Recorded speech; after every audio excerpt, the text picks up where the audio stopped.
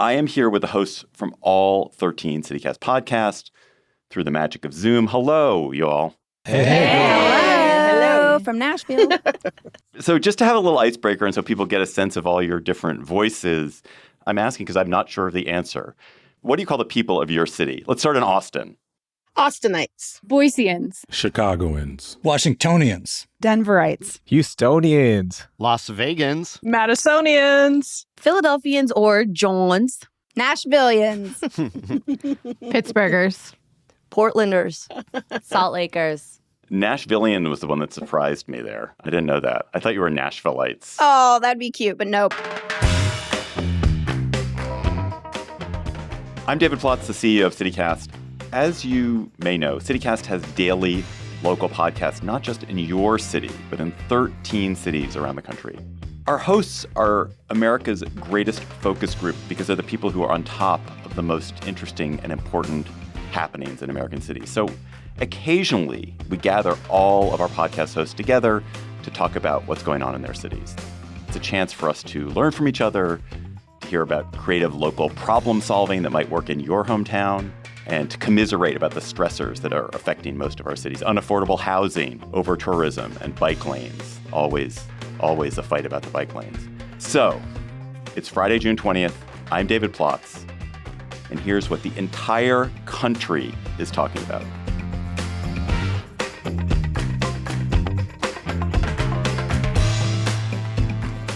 So I'm going to start our tour of CityCast's 13 cities right here in my hometown of Washington, D.C., because we're here experiencing something here that's been kind of locally surprising, but also seems to be happening in other cities. And that's a retreat from progressive urban policies, and not all because of Trump. So, hello, Mike Schaefer, host of CityCast DC. What is happening in DC? So after a decade or so, the city's economy was healthy. The city had come back from these sort of terrible depths of the 80s and 90s. The city government, particularly people in the city council, really pushed through a bunch of fairly progressive legislation. There was a family leave benefit added. There was a lot of new restrictions on police officers and excessive use of force. There was literally a streetcar. And we have, in the last, year and a half, really seen a falling away from that. There was a crime spike post-COVID.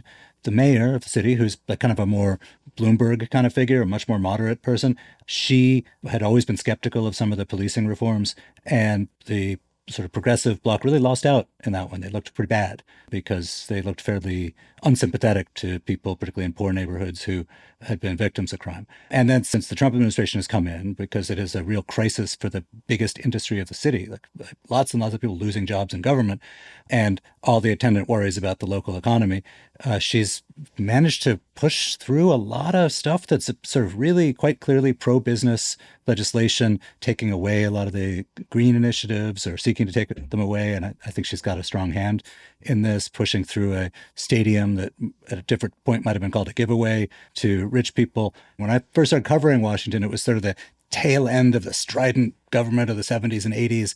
And cities across the country started electing these pro-business mayors like Rendell and Philly. And now the sort of same turn away from the progressives is happening again. And you're saying it's not just Trump? No, it's in fact, if Trump's role is simply as sort of an accelerant of the bad local economy that is giving the pro-business side of the political divide kind of a piece of evidence that they can use to say we need to cut taxes or whatever it is they've always wanted to do. Being accused of being on Trump's side is actually the most effective counter to that. So, Mike, I obviously live here in D.C. I am really curious, Claudia Meza, you were the host of CityCast Portland.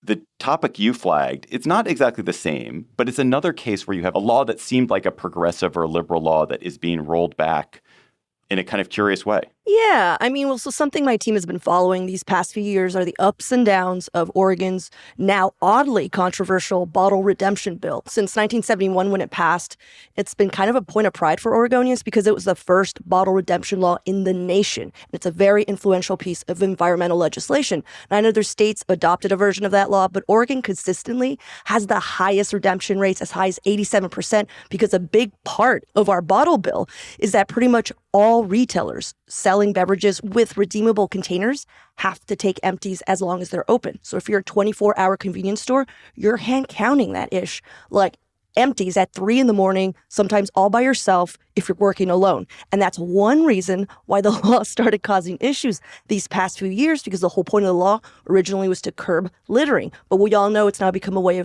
for many people to either supplement their income or survive on the streets.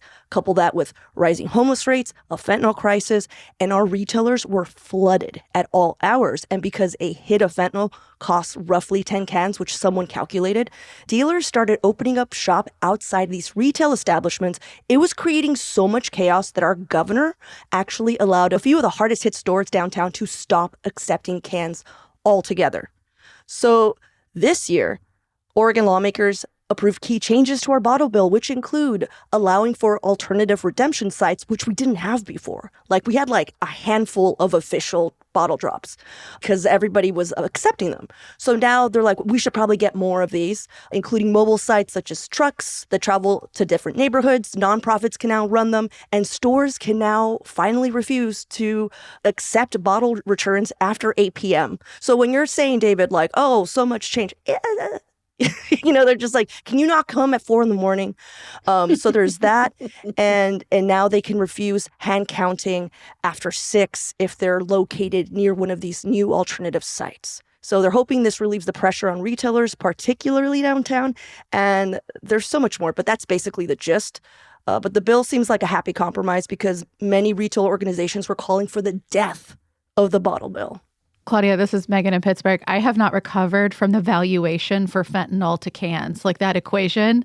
Oh my God. That is blowing my mind. $1 a hit here. Yeah, see, in Vegas, we measure it in copper wire that comes out of street posts and stuff. So, wow. That's crazy. Wait, does every city have a different valuation system? It's Bree in Denver. We just made it illegal I think you can't get cash back at scrap yards because it was mostly because of catalytic converter issues, but it also deals with the copper wire issue. So that was an alternative. Was there like, what if we don't give them money and we give them food vouchers? And that was something that was being thrown around. And I actually think that our legislature did a really good job of a quick fix and a really short turnaround because everyone seems sort of happy. And I'm like, that's actually pretty good. Well, we'll see how this one blows back, though. All right, there's probably no greater symbol of progressive city government than the dedicated bike lane. But in Houston, Texas, they're disappearing. They're literally being paved over, right? Raheel Ramzan-Ali, host of CityCast Houston. Yeah, that's right. And we love our cars in Houston. We're a sprawling city. Everyone drives, but we have made the effort to put more bike lanes in. And most Houstonians agree that bike lanes are good. They're safe. And there's been studies done that these bike lanes help out with safety. But they are now being taken out and paved over because of our city's newish mayor, John Whitmire. So Houston's mayor is turning back on Vision Zero, removing bike lanes, removing physical concrete barriers, ripping out these things called armadillos that separate cars from bikes. And when you drive over them, they make these really loud noises so cars don't hit cyclists.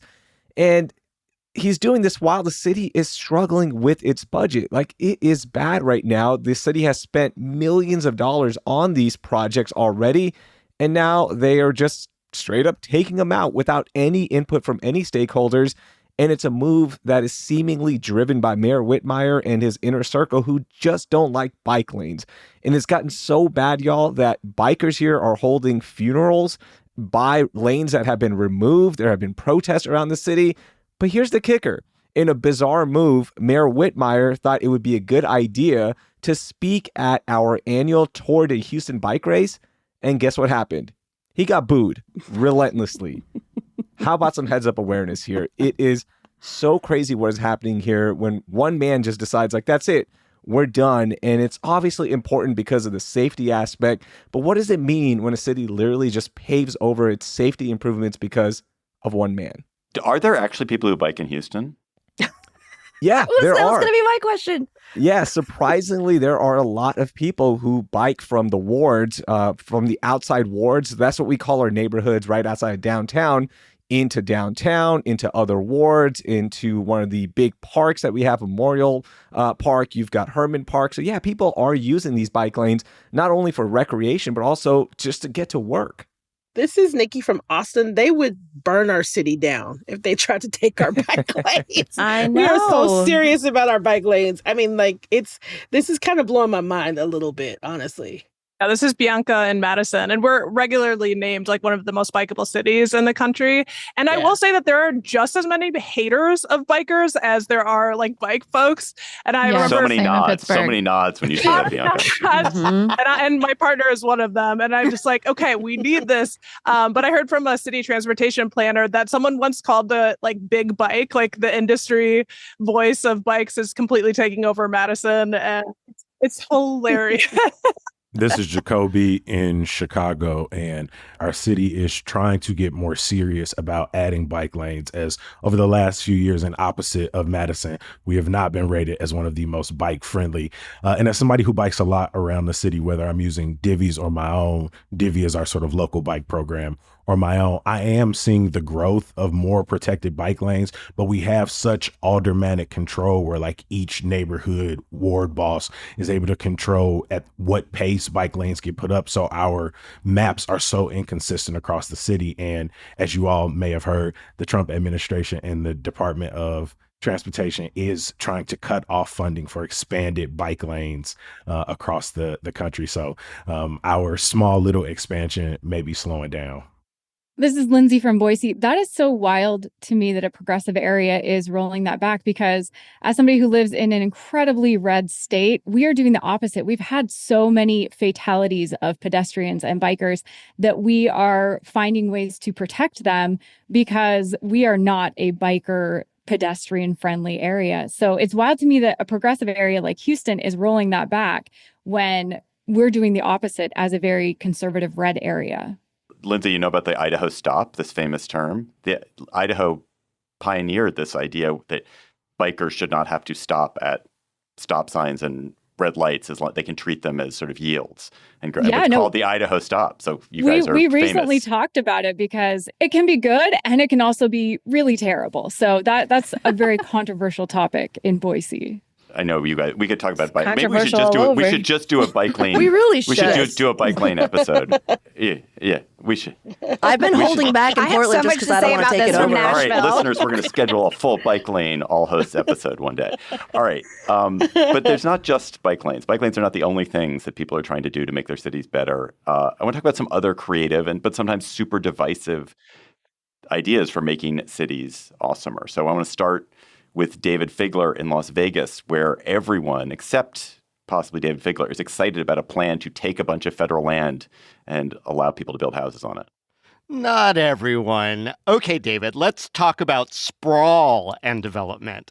Las Vegas has one of the most acute affordable housing crises in the country. We're almost 80,000 units short, and that number doesn't diminish. People are still moving here at double the national average. There were a handful of potential solutions passed in 2023 by our legislature, which is majority Democrat, but our Republican governor vetoed all of them. So he had to come up with a response, and his response: let's open up outlying federal lands in the desert and mountains to developers, and maybe they'll build more housing. So about 80% of land in Nevada is owned by the feds, so BLM, et cetera. Interestingly, it's been a mostly bipartisan push since the governor announced it, that started with heavy lobbying on President Biden to expedite the release of these lands. Now, conservationists have been split, mostly because there's a federal law called SNPLMA from 1998 that keeps the revenue in Nevada for infrastructure and allows negotiations. Although, and I'm looking at Utah, a recent push from Utah's congressional delegation has been trying to bypass that law so that all the sale of federal lands goes to the feds, not to Nevada. Anyway, proponents of opening up more land cite studies that they say, look, we're just running out of space. But opponents have pointed out that there's ample infill, that there's too much strain on infrastructure with sprawl, and that all those studies are skewed because they ignore endangered species, and this alleged need for new development and housing is based on a desire for single-family homes alone. So that's where we are with that. This is Allie in Salt Lake. David, if you ever need a friend to say SNPLMA with, I think I might be your only buddy on this episode right now. But Funny enough, you mentioned Utah's congressional delegation being all in on this. I think the co-sponsor of that effort to get that in Trump's bill, which it failed, is Celeste Malloy, who, incidentally, is Ammon Bundy's cousin.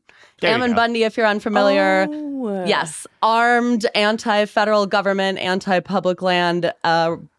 You might call him a revolutionary, currently hiding out in Utah, but not hiding out because no one will arrest him. He's just running a storefront.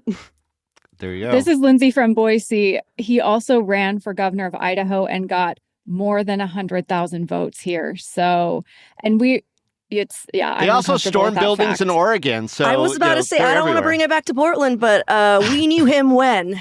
Back in 2016 it was the occupation of the Mahler National Wildlife Refuge.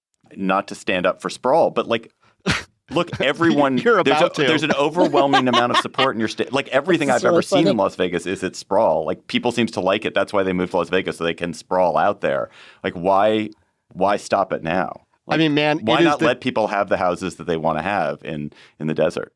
Well, first of all, there's no guarantee that houses are going to be built, let alone affordable housing. The idea is maybe it'll increase the stock and that'll drive down prices.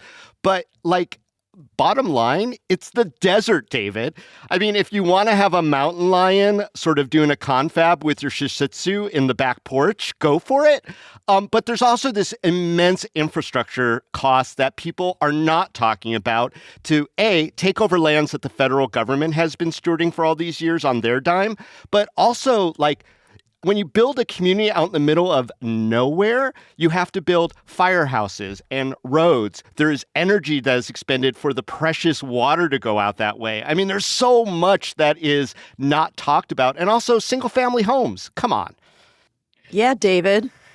Yeah, David. Yeah, David. Yeah, David. Okay, all right. Just to get you guys off my back, I'm going to go to Denver. Bree Davies, we heard from you a second ago, host of CityCast Denver. Ever since I've known you, Bree, I've heard you've been talk about the 16th Street Mall. So what is it? What is happening there that is interesting for the rest of us? This is so embarrassing because I feel like this is the level of Denver's ire is over a mall. So I guess the mall moniker is where we'll get to, but it's been closed for many years for a $175 million renovation, which is, we love a boondoggle. What is it, though? It is a 13-block outdoor mall, pedestrian walkway. It was a trend in urban planning about 40 or 50 years ago to build these outdoor malls, and we debuted ours in 1982. It's been contentious because it's closed to cars, and Denver also loves cars. But the big contention right now is that we spent $175 million and it doesn't look that different, but we're supposed to be real stoked about it. And they just unveiled a new name for the 16th Street Mall recently. It is 16th Street. So they paid a firm $100,000 to knock the word mall off of it because apparently it confused people very much that it was an outdoor mall, even though DC has a national mall, which I think we understand is not an indoor mall. And it was just the big to-do was the name had changed. But part of this is this drive by our current mayor, Johnston, to make downtown more appealing, right? We need to get people downtown. We've had some high-profile crimes over the last couple of years. Fatal stabbings happened in the last year. There was this guy chasing people with a PVC pipe a couple years ago, which has just hung on to this, how people feel locally about the 16th Street Mall. But the city is intent on making it a tourist destination. And for us, it's sort of just like the butt of jokes. Like, yeah, I guess I could go to the 16th Street Mall if I want to go to the Cheesecake Factory, which is probably its longest running tenant at this point. But a third of the businesses are vacant, and they're just putting all this money and energy into making it better. And many of us in Denver are skeptical if it's going to make a difference at all. BRB, becoming a consultant. Allie, listen, I worked in planning before this job, and consulting is the dream. I wish I worked for this company that made $100,000 dropping the word mall. I have to say that having been in Denver, I was confused by the name 16th Street Mall. Really? Yes.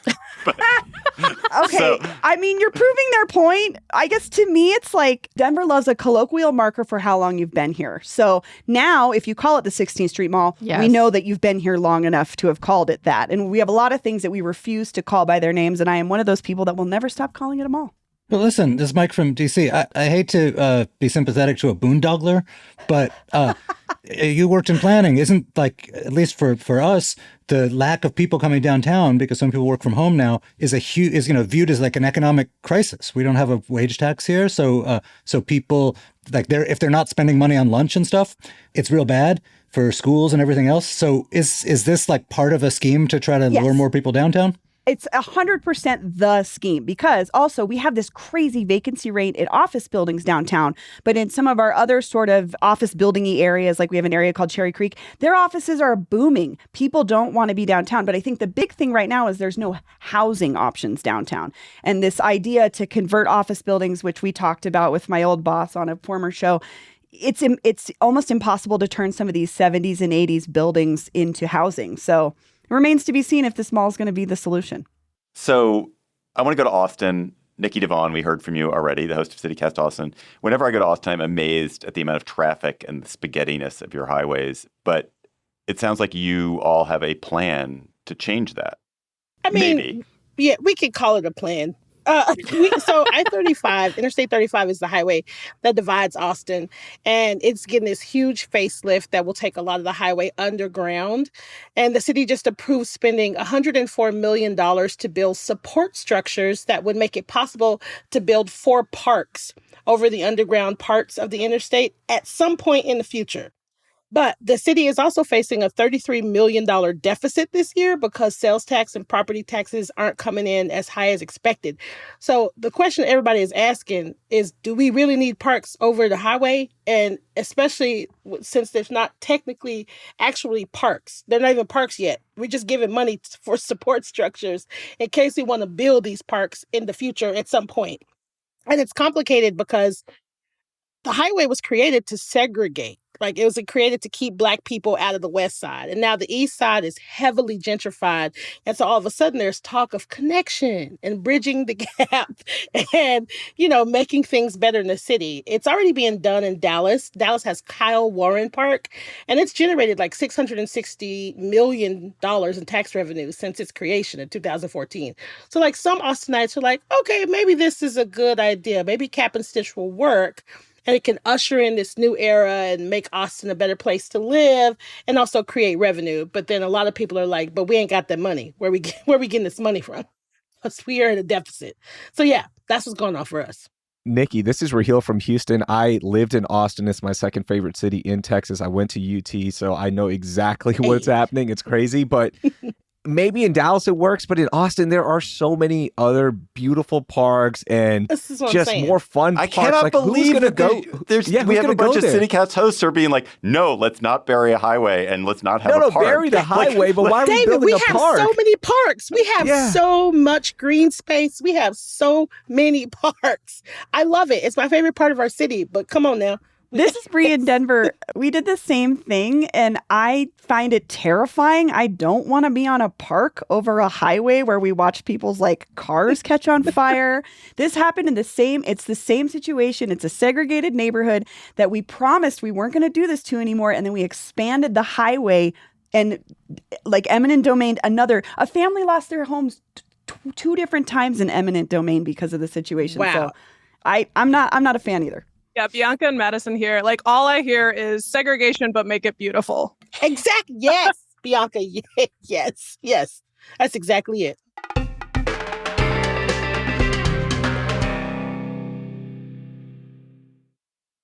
The wait is over, Nashville. The zoo's newest adventure, Leopard Forest, is now open. Explore 4 lush habitats filled with towering trees, winding vines, and natural beauty designed to make you feel like you've stepped into the heart of the wild. Encounter the critically endangered Amur leopard, the rarest big cat in the world. Say hello to the inquisitive DeBrazos monkeys, agile klipspringers, and playful colobus monkeys. And don't miss the return of the zoo's most iconic stars, the Maasai giraffes. Feeling photogenic? Go to the zoo's social media and look for the Seeing Spots Challenge for a chance to win a zoo membership. Bring the family or bring a friend and come face to face with wonder. Nashville Zoo's Leopard Forest is officially open now. Adventure awaits. This episode is sponsored by Babbel. Have you ever picked a vacation spot based on where you won't need a phrase book? With Babbel, the language barrier no longer has to hold you back. You can start speaking a new language with confidence thanks to Babbel's conversation-based techniques, which quickly teach you useful words and phrases about the things you actually talk about in the real world. Babbel has more than a dozen languages available for you to learn at your own pace, with material tailored to your individual proficiency level, interests, and time availability. I'm David Plotz, CEO of CityCast, and I've been learning Spanish with Babbel. What I really love about learning Spanish with Babbel is that it works with me where I am. The app and the website keep track of what I've learned. They help me review what I probably forgot from last time, and always is keeping me engaged with a new challenge based on actual conversations I might have in Spain or Mexico or Colombia, especially food conversations because I love food conversations. So get talking with Babbel. I want you to learn another language, so I'm teaming up with Babbel to give you 55% off subscriptions, but only for CityCast listeners at babbel.com/CityCast. Get up to 55% off at babbel.com/CityCast, spelled BABBEL.com/CityCast. Babbel.com/CityCast. Rules and restrictions may apply. All right. Some of the most interesting ideas in cities are not government spending. They're not business-driven, government-driven. In Pittsburgh, Megan Harris, host of CityCast Pittsburgh, you have a grassroots movement to change your city by getting rid of your owner of your baseball team. So his name is Bob Nutting. He is a billionaire. He used to own a bunch of local things, but he has divested from a few of them lately, including like a big ski resort near here. We have skiing in Pittsburgh. But it's given people hope that there might be like some minor, small cause for celebration for the Pittsburgh Pirates because the team is just abysmal. And Pittsburgh does not take that well. We are a city of champions. Winning is part of our identity. I'm literally wearing a shirt that says it. Trinae, there's Trinae. Yeah. Eat it, fly, Eagles fan. fly. But it's gotten so bad over here that now there's this grassroots effort over here trying to appeal to government officials, to sports executives, to try and get the owner of the Pittsburgh Pirates to sell the team. And as the lease negotiations are starting up, because it's a multi-year process, they've gotten pretty creative. So the guy leading it used to work in the mayor's office a long time ago. He's really smart. He's petty and he's so mad. And he says that we have some leverage right now. So last summer, they started with these mysterious billboards that said sell the team or our team, not his. People have started wearing T-shirts with those slogans to games. 2 random kids held their own like mini protest on the steps of City Hall with like big steins that said honk if you hate Bob Nutting. Another guy bought a ticket to another team's playoff game last year with the sell the team T-shirt and sat right behind home plate just so he'd be angry and pissed on national television for 3 straight hours. And now that baseball's back this year, they're getting even weirder. Like they've done airplane flyovers. Chants are breaking out at random places. There was one at the last Penguins game I went to this year, our hockey team. There was a big arena event with the national sports podcaster Pat McAfee where chants broke out and like he even acknowledges it on stage in the middle of his taping. There was a golf tournament in South Carolina hours from here. And someone waits until that quiet moment right before the big shot, the winning shot, I will say, and screams out of nowhere, "Fire Bob Nutting." And you know that guy got ejected. Worth it. I love that this is catching fire and people are so mad and trying to find any amount of hope they can for a team that used to be incredible. 5 World Series, but has not had even a wild card berth in over a decade. Oh my God. I'm sitting here in a White Sox jersey over here rooting for this cause. The owner of the White Sox is notoriously Jerry Michael Reinsdorf. He also owns the Chicago Bulls, and I will see your 5 championships and say 6 championships. And we over here celebrating 20th anniversary after, or 30th anniversary after 30th anniversary after 30th anniversary with no sense of championship hopes in sight. And he's floated the idea of maybe selling the White Sox. You know that pressure billionaires do to try to force themselves. Because you have to have an owner in mind to get the current guy out. Like that's part of the game. No, and that's never going to happen. This is Brianne Denver. I have to jump in because we have such a similar situation. We have a sell the team situation, but 2 things have happened recently. The Rockies are one of the worst teams in the MLB, the worst, but ticket sales through the roof because it's jokingly the best bar in the city. Coors Field sells out no matter what because people love to hang out there. And it's so the Monforts who own it, they're like a cattle people. They don't care. They have no reason to. But also, a guy just sued the Rockies because he got hit in the head with a ball and he blamed the team being so terrible. Well, and I think part of the thing that's undergirding all of this is that they're also pissing off fans in different ways. So, like, for example, they were doing a brick remodeling thing in front of the arena. People paid $75 to $150 for these in memoriam bricks, like with their pappy's name on them, 25 years ago, and the team just quietly disappeared them. A TV station found the bricks at a recycling center. They just disposed of them and didn't tell anybody. And so it's not just the on-field performance. We have one of the best pitchers in baseball right now. We thought we had a chance. They're ruining it, and now they're doing all these unforced errors off the field too. All right. It is time for we're going to have a little dirty soda palate cleanser here. We're going to go to Salt Lake City. For a very different kind of story from Ali Vallarta, the host of CityCast Salt Lake. Ali, your story is just really moving and different. It's moving across the country. I want to tell you about a woman who is sweeping our state and now the nation posthumously. Her name is Julia Reagan.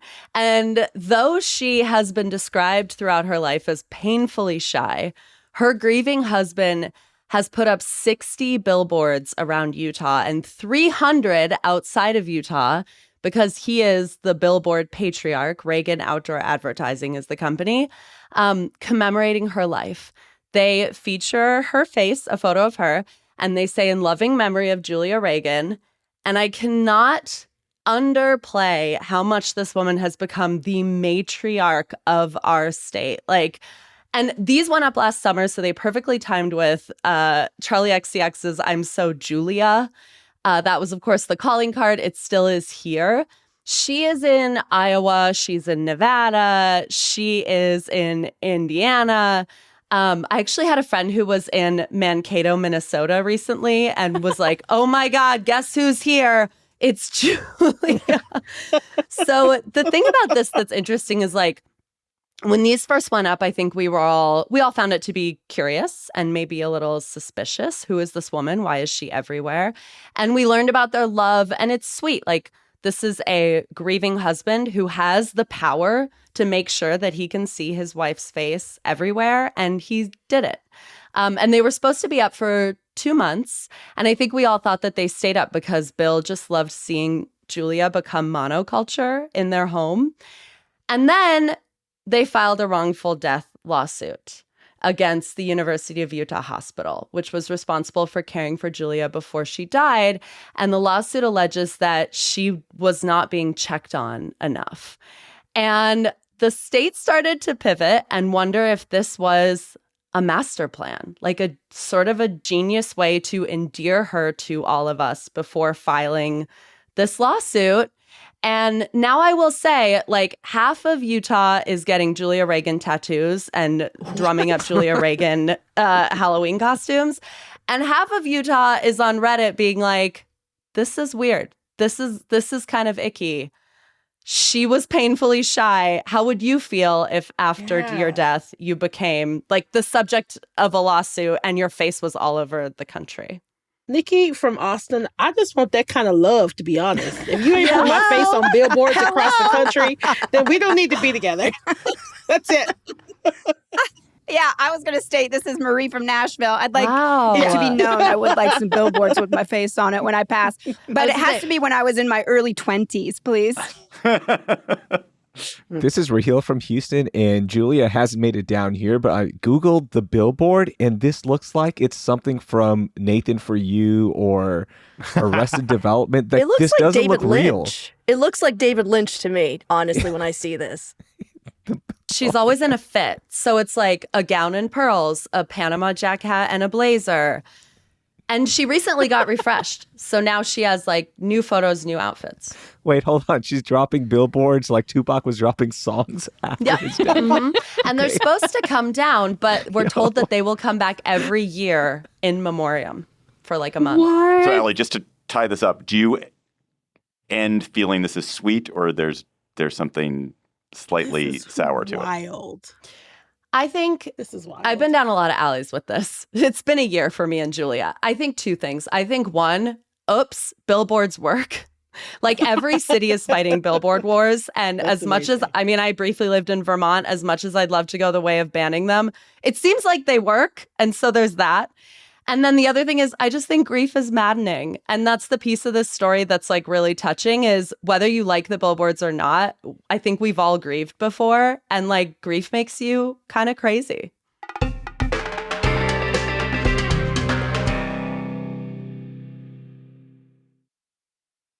Before we get to the back half of this very special show, I want to invite you to become a member of CityCast by going to membership.citycast.fm. So members, we call them CityCast neighbors, join us for in-person events with our local hosts, with all these folks. They get shouted out on the podcast. They get to shout out local businesses they love. They get ad-free podcasts.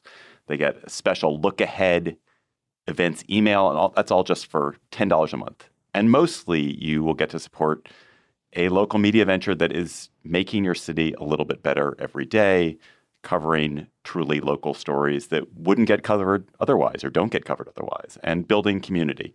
So please become a CityCast neighbor today by going to membership.citycast.fm right now. And if you sign up today, you will also get a CityCast mug from your city. That is membership.citycast.fm. So Allie, you're one of our best member pitchers. How did I do there? Was that okay? 7 out of 10, David. How would you improve it? Okay, here's what I'll say. You lost your sense of urgency. This is an urgent request. We can make the show every day forever and wake up with you every morning forever, like Julia. But in order to make that happen, you have to become a CityCast Salt Lake member. So there is a little bit of urgency here. I think you forgot that. Thank you. Membership.citycast.fm. All right. Another local hero, Jacoby Cochran. We've heard from you already, host of CityCast Chicago. The Pope is from your city. What does that mean? It means that as the white smoke cleared from the chimney above the Sistine Chapel in Vatican City and billions around the world watched in anticipation, I was sitting in my room texting our producer Simone Alisea and Michelle Navarro. Y'all, they picked a bro from Chicago. And Simone immediately responded, "Get the F out of here." And within moments, millions of Pope Leo XIV memes were born. I saw him footworking on the south side. I saw him eating hot dogs on the north side. I saw him asking people like the State Street preacher for change on the west side. And in that moment, this story that felt abstract, that felt like a Hollywood production was our story. All of this celebration, the adulation, but also the deep questioning, rightful criticism of the church and the Pope. And this is personal for me, not only as a confirmed Catholic from the South Side who spent most of my life in a Black Catholic school, but someone with family in Dalton where his childhood home was and is now largely a Black community that has been disenfranchised and divested from for decades as everything from manufacturing to malls have disappeared. The story of so many communities and neighborhoods and many of our cities. And in recent years, Dalton's name has been dragged through the headlines. And now there's this big push to preserve the Pope's childhood home. And folks wonder if his childhood parish, which has been shuttered for a while, will be brought back. There's going to be a mass at Sox Park that people are reselling tickets for $1,200. I got an invite to be front row. I mean, I just do what I do. Anyway, really, nobody here was expecting it. And all of a sudden, this global story is ours. And I am really grateful to all of the journalists who jumped on it, who provided context. And in a macro way, we wonder, is Chicago and Dalton going to become a center for Pope tourism? But in a very real human way, we hope that this suburb, that this village, that this town of about 20,000 people gets what it deserves, gets the not only the eyes for a moment, but gets the investment to like rebuild for generations to come. And so, we hope Pope Mania isn't just like memes and Malort jokes, but also something very substantial for the people of this community. There was literally a Malort joke in the chat just now, Jacoby. So Jacoby, I didn't see it. Dalton part of Chicago or it's a suburb? I'm unclear. It's a village right on the opposite side of the far south side border. And in Chicago, like there was this conversation people tried to start of like, oh, look at Chicago trying to claim suburbs all of a sudden when it never likes to claim its suburb and likes to remind people that they're not from the city. That's not how it works for the far south suburbs. It's different, right? It's not the far west suburbs of like Naperville or northwest like Schaumburg. Like Dalton right across, again, has a very similar story to the divestment of the far south side of Chicago. Many of the people who live there have deep roots and connections to the city. And so it's a lot different. And again, his parish was technically in Chicago. His birth certificate, he was born in, formerly known as Mercy Hospital in Chicago. And so we get to claim it, but we also are having a real nuanced conversation about what this could be. This is Trinae in Philly. Jacoby, we have a joke in Philly's. You mentioned like this claiming suburbs or not claiming suburbs. The Pope actually went to Villanova, which is in a Philadelphia suburb.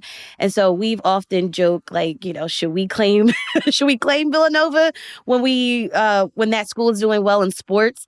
But we also have a joke that possibly we have a Pope that went to Wawa. Wawa is better, Megan. I don't know why you're always trying to fight, Trinae. Pittsburgh's here. We're ready. Now back to more contentious stories of city living. Probably the most universal story in all of CityCast is the cost of housing. It's about cities becoming unaffordable. Bianca Martin, host of CityCast Madison, you're going to talk about that in 1 second. But I thought we would just get a survey of the country first. So I asked each of you, what would it cost to rent a decent, good 2-bedroom apartment in a good neighborhood, like not the best apartment, not the best neighborhood, but good apartment, good neighborhood in your city? So we're going to go in reverse alphabetical order. Salt Lake. Probably $2,500 a month. Portland. $2,500 for sure. Pittsburgh. Like 1,800? Philly. 18 to 21. Nashville. 2,100. Madison. 2,400. Las Vegas. 1,700. Houston. About 1,800. Denver. 2,300? DC. Jeez, I got to move. Like 3,000, 3,200? Chicago. I reject the terms good and decent, but I'm going to say something like 19 to 2,200. Boise. 2,000 easy. Austin. I'd say 2,200 to 2,500. Interesting. So there's nothing that was like super low, that's for sure. And DC seems to be an outlier at the higher end, although that may just be Mike Schaefer's fancy taste. I've ran this past our entire CityCast crew. All right. So it's not just Mike Schaefer's fancy tastes.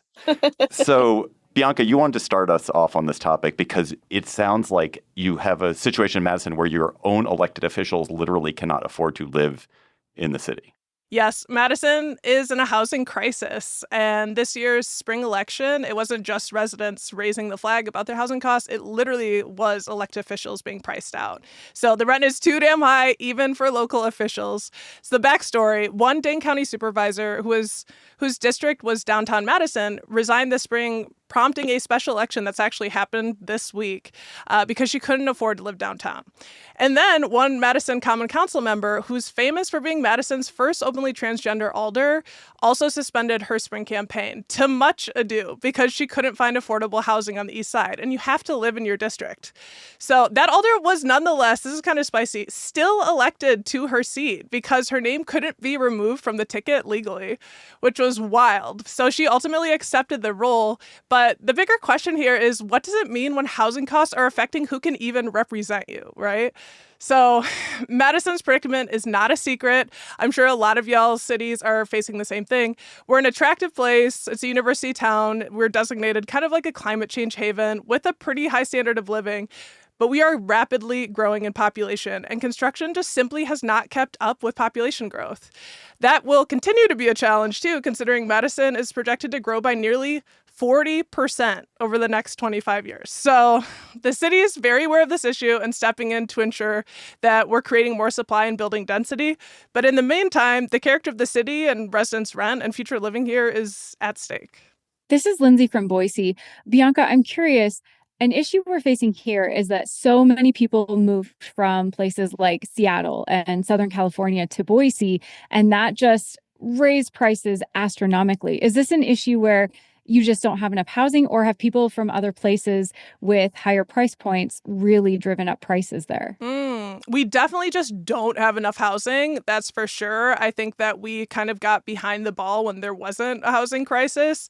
That said, like our old producer on CityCast Madison moved from Oakland, California, where he'd been forever, to come to Madison. Like it is in the middle of the country. Like climate disasters are real on the coast, and we are seeing definitely an interest, I think, from the coastal regions like moving into our city as well. This is Megan in Pittsburgh. I'm actually like so shocked by this because Madison is considered like the beacon that's doing it right for us. And we don't have any of that population growth. We were just celebrating because we grew 0.2% this year. And that was like a big deal. But we still don't have enough housing. And we're looking at Madison as like, you guys have the solution. Well, we do. We're working on the solution. But I'll say like just that 40% growth, we're like at, 270,000 right now. In 25 years, adding 150,000. Like we are not getting any more land. We're on an isthmus. We're between two lakes. You can't build on the lakes, really. So the city has a ton of solutions and are really trying to get ahead of just the forces at play, right? So the city is like cutting red tape around building codes, trying to find ways to simplify zoning standards, pursuing code changes to promote the different kinds of buildings. The problem is, as we started, David pointed out, single family homes, people love their neighborhoods. It's so cute for a reason, but guess what? Like more people are coming and there's not enough housing. So the city itself is building housing. The Community Development Authority is experimenting with building condos because they're not seeing private industry like building the kind of denser housing options that are going to help us in this moment. And rents are just like crazy. It's just becoming an unhealthy housing market. All right, we're going to continue this in another city just to the south of you. So Marie Cecile Anderson, host of CityCast Nashville. Nashville has gentrified like crazy. It has grown like crazy and gentrified like crazy. It turns out by some measure you've gentrified more than any city in America. What does that mean? Why does it matter? We win. We win. Oh, it matters, David. Well, so yeah, there's a new study out that says that Nashville is dealing with the most intense gentrification in the country. So yeah, why Nashville? Gentrification happens everywhere. I personally think it has to do with the ABC hit television drama Nashville. Remember that show, y'all? It came out in 2012. Loved it. Connie Britton, best actress ever. I was obsessed. Future second wife, possibly, Connie Britton. Yeah. That hair. Oh, perfect hair. Anyway, it was a huge hit, as we know. So during that time, GQ called Nashville Nowville. Ugh, makes me throw up. New York Times called us the It City. And then because of this, people started flocking to Nashville. But here's the thing. We have zero rent control. We have hardly any tenant protections. Our zoning and building codes are hopelessly outdated. Tourism is booming. I can no longer even go to my favorite music venue without the tourists buying up the tickets before I even have a chance. Luxury developers are swarming, but we do not have enough homes for ordinary Nashvillians anymore. So historically, Nashville has been a pretty affordable southern city, but we're still dealing with the legacy of segregation. So according to a new study from our Metro Planning Department, 99% of our neighborhoods are considered unaffordable for the median Black or Hispanic family. And listen up, Vegas, we can beat you. We need to build at least 90,000 new homes over the next 10 years to even come close to closing this gap. Honestly, a lot of people here are asking if our identity as a city is getting lost in all this, because all of a sudden we've become this weird mashup of Californians and conservative Christians coming together. And me as an OG Nashvillian, I don't want to toot my own horn, but like people like me, we built Nashville, we built this international brand, but we can't afford to stay. Marie Cecile, you pointed out something which I was amazed by, which is that, so you would think the city is growing, enormous tax revenue boom, so you could build, streetcars on every street and every school would be gold plated. But you have a state law that forbids this? That's right. We have a thing called truth in taxation. The state Republicans call this law truth in taxation, in case you want a new tattoo, which means that property tax rate has to be adjusted to stay revenue neutral. So if your property value goes up, the tax rate has to go down. Does that make sense?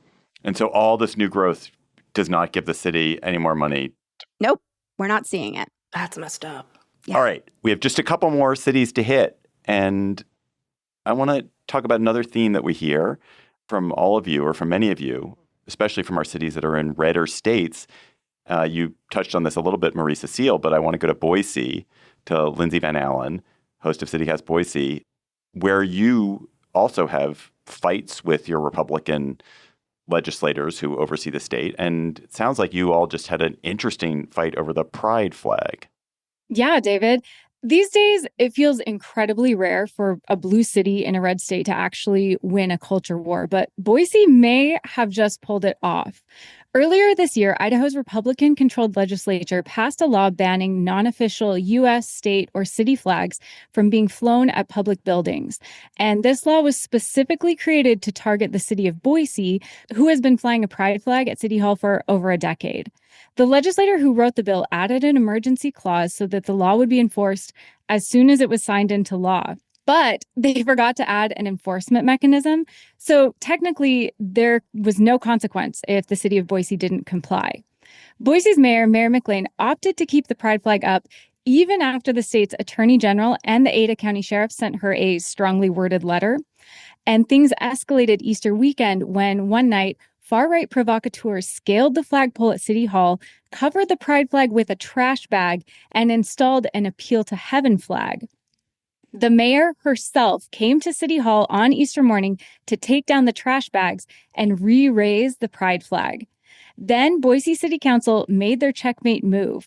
They passed a resolution officially designating the pride flag as a city flag. It's a clever legal workaround that brought them in compliance with the letter of the law while defying the law's intent. So now the pride flag flies legally. The right is fuming, and Boise may have created a playbook for other progressive cities stuck in conservative states. Nikki from Austin, I am taking notes. Texas is always on our butts about our pride flag. That is my kind of petty. I love that. Allie here at Salt Lake, we actually did literally copy your playbook and just raised 4 new flags in Salt Lake City. We adopted a pride flag, a trans pride flag, and a Juneteenth flag that are now official flags of Salt Lake City. And it was exciting for us because I don't know about your mayor, but our mayor tends to play a little bit nicer with the Utah legislature. And I think people were really thrilled to see her stick it to them. It felt unusual and exciting. Oh, same, Allie. It seems like we're always caught between a rock and a hard place. And so the mayor tries to play nice in the hopes that we'll be targeted less. And it seems like this was just a bridge too far. And this is where she drew a line in the sand and said no more. And the pressure was on. Like, the far right was livid. The attacks were harsh, and we prevailed. Bianca here in Madison. We're having a situation in Wisconsin. Like, our governor ordered the pride flag to be flown above our state, and that's been happening. But our state historical society, in a controversial move, just went against their own tradition, and their CEO said, not this year. And the staff's not happy. A staff person said leadership framed the move as like flying the pride flag would be political, and we're not a political organization. Meanwhile, this announcement came like right after state Republicans on the Joint Committee of Finance planned to slash parts of the governor's budget, including money for the society's new history center. So, like, things are afoot, and people are losing funding, and people are towing the line before the line comes to them. Yeah, we've had a lot of preemptive compliance within Idaho. So it has been really heartening for our Boise mayor to say, come at us, like this is where we're going to stand. And as someone who lives in Boise, but in this super red state, it is so rare, but has really, especially leading up to Pride Month, really lit a spark in our community. And they will come at you, Allie, again here in Salt Lake. I feel like our big joke here is anything you do that feels fun or cool, next year the legislature will pass a bill to make it illegal. Yep. So it's like become like, oh, do you like that beer? It'll be illegal next year. Oh, do you like, because it just, that's the game. Like, they're vengeful. It's exhausting. Oh, Allie, we have the same joke in Boise where the minute we're doing something fun or we're like, don't tell the legislature, don't tell anybody you don't absolutely trust because it will be illegal by next January. Yep. I want to end with the city that started it all. Let's go back to the birthplace of America. Heck yeah. And an issue that also affects a lot of our cities, which is tourism and how it divides a city. And so Trenae Nari, host of CityCast Philly, we've heard from you already. But your city is counting down to July 4th, 2026, the 250th anniversary of the Declaration of Independence. And it's a blue city that is unhappy with maybe the redder manifestation of how this I don't even know what sesquicentennial maybe is going to be. Semi-quincentennial. Oh, it's semi-quincentennial. So what's happening in Philly with this celebration, and is it going to be a source of tension? Okay, so Philly is supposed to be the tourist epicenter of the country next year. We got the MLB All-Star Game coming through, World Cup, NCAA tournament, and this special semi-quincentennial of America. Big party, 250th year, right? We got some issues, y'all. Some Philadelphians are pointing to the fact that there's not much word on a major public works project. So in the past, let's see, at the 150th anniversary, we got a new stadium, the Ben Franklin Bridge, which connects us to New Jersey. For the 200th birthday, we got a museum, a concert arena. But as far as we know it today, no big projects on the horizon. Yeah, they're going to be painting the Independence Hall. There's a citywide and statewide art installations are popping up, and they're going to make the Rocky statue shinier. But another wrinkle in all of this is that in the backdrop, we have a looming funding crisis within SEPTA. That's our city's transit agency. If there isn't a financial bailout for our more than $200 million deficit by the end of this month, there are going to be cuts to 45% of our bus and train service. That means canceled bus and train routes, layoffs, and we are in a divided state legislature, and they have 10 days to approve the funding to save SEPTA from major service cuts. So many Philadelphians are wondering how the system could even handle the nearly 1 million visitors scheduled to come into the city in about 13 months. And SEPTA itself says they won't be able to handle the influx of hundreds of people for our big events. So we got some issues when it comes to all of this. Of course, our city leadership and leaders in the tourism sectors are optimistic about 2026, but I'm not so much. So it's not so much a red-blue issue. It's a kind of infrastructure issue. You welcome whoever comes. Yeah, of course. You're always welcome in Philly, but our president might have some beef with us. He targeted us because we are a sanctuary city and then listed us on this list and then delisted us. So who knows what that's going to be like. This is Megan in Pittsburgh. Just a little more context here. Philly is probably extra screwed because it's not just Philly and SEPTA that are going through this crisis. It's all 67 counties in Pennsylvania, including Pittsburgh. We have a $100 million deficit. We're looking at 40% across the board cuts. We are all broke. Every transit system in Pennsylvania is busted right now, and they are all asking for money this cycle. And SEPTA got money last year from the state. None of the rest of us did. So everyone's hands are out right now, and I think that's just going to hurt Philly's case for the next year. Raheel in Houston here, and we're a World Cup city as well and operating at a deficit with our city's budget. And it just seems like across the board, it's like the vibes. That's it. Like, we'll figure it out. Like, come on, the vibes are great. FIFA, World Cup. Come on, y'all. It's a global event. We'll figure this out. No. Every city, it seems like, is kind of screwed in all of this. This is Lindsay from Boise. Y'all states fund public transit. We don't give any money to public transit here.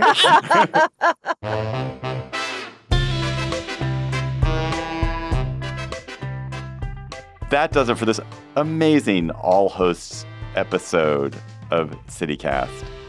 Thank you for joining us. Thanks for listening. If you have friends or family living in another CityCast city, please tell them about the great podcast in their hometown. So bye-bye, CityCast hosts from Austin and Boise and Chicago and Denver and DC and Houston.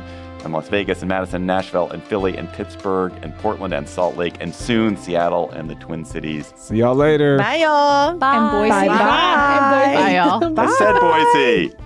We'll be back on Monday with a regular episode of your local CityCast. Next, all hosts, can we just finally have the showdown that we all want, which is Philly and Pittsburgh, and we just all decide together which one's the best city? I had jokes written in here and I couldn't get my would jokes love in. it.